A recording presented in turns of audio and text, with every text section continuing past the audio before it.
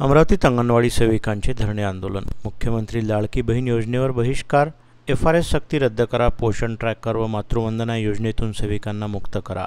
अंगणवाडी सेविकांचा एल्गार। अंगणवाडी बालवाडी कर्मचारी युनियन आयटकद्वारे विविध मागण्यांसाठी अमरावतीच्या महिला व बाल कल्याण भवनासमोर अंगणवाडी सेविका मदतनीस यांनी एकदिवसीय धरणे आंदोलन करत प्रलंबित मागण्यांसाठी एल्गार पुकारला।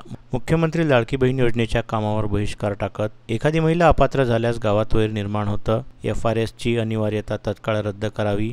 पोषण ट्रॅकर ॲप यावर काम करताना येणाऱ्या अडचणी, प्रधानमंत्री मातृवंदना योजनेचे काम करण्यासाठीची सक्ती इत्यादी अंगणवाडी सेविकांना करू नये यासह विविध मागण्यांसाठी धरणे आंदोलन करण्यात आलं।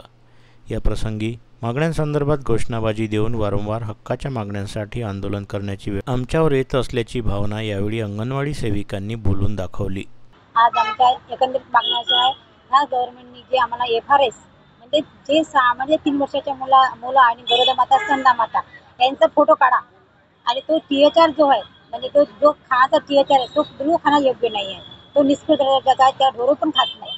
2 नंबरवर मातृत्व वंदना जी आरोग्य खात्याकडे होती ही वंदना मातृत्व वंदना प्रधानमंत्री मातृत्व वंदना ही आमच्याकडे आणली आणि ही मातृत्व वंदना इतकी किचकट आहे का जे 2007 तेव्हा आमच्या इकडे 17च्या अगोदर आमच्याकडे ही इंदिरा गांधी मातृ योजना होती, तेव्हा आम्ही सुरळीत चालवली।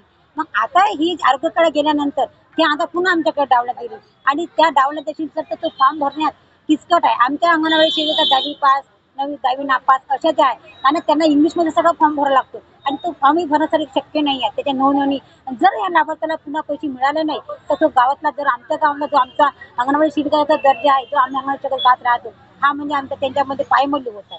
2 नंबर 3 नंबरवर असं आहे सर, आम्हाला 2 वर्षापासून टी बिल नाही, ह्या सरकारने आम्हाला घरी टी बिल दिलं नाही। 3 नंबरवर जे आहे आता 3 नंबरवर जे आमचा आता प्रोत्साहन भत्ता जो होता जे मुख्यमंत्री लाडकी बहीण योजना जी आम्ही राबवली आणि 100% आम्ही राबवली आणि त्याच्यामध्ये अंगणवाडी सेविका मदतनीस या सरकारने आला त्यांना 50 रुपये पर फॉर्म हा प्रोत्साहन भत्ता कदाचित कोणाला दिला कोणाला नाही दिला त्याची शहानिशा करणं आणि आमच्या या बायांनी रात्रीचे दिवस रात्र केलं, डोळे म्हणजे डोळे फुटले तेव्हा ह्या याचं काम केलं आणि 100% माझी मुख्यमंत्री बहीण लाडकी बहीण 100% यशस्वी केली तर त्यांचा प्रोत्साहन भत्ता दिला पाहिजे। आता दुसरं चौथं आहे का फेर तपासणी। आता मला सांगा गावामध्ये ह्या सरकारने तेव्हा सरसकट देऊन टाकली तर कोणालाही तिथं टॅक्सीचं नको ढमकं नाही, वाहन भरते का कर आहे का ढमका तेव्हा त्यांनी काही विचार नाही केला, त्या महिलांना सगळ्यांना सरसकट पैसे दिले। आज अशी स्थिती झाली आहे तर जेव्हा ते फेर तपासणीचं माझी मुख्यमंत्री लाडकी बहीणचं आलं तर ती म्हणजे ती घरामध्ये 3 ते सहभागी असली पाहिजे, एक कुमारिका असली पाहिजे। आता मला सांगा फेर तपासणी सर्व करताना गाव पातळीवर जे आम्हाला काम करावं लागतं आम्हाला सगळ्यांचं म्हणजे डोळे आमच्याकडे लागलेलं त्यांच्याकडे आलेला काम यांनी केलं पाहिजे। पण आता सर सांगा ते आम्ही कोण त्यांना नाव म्हणणार।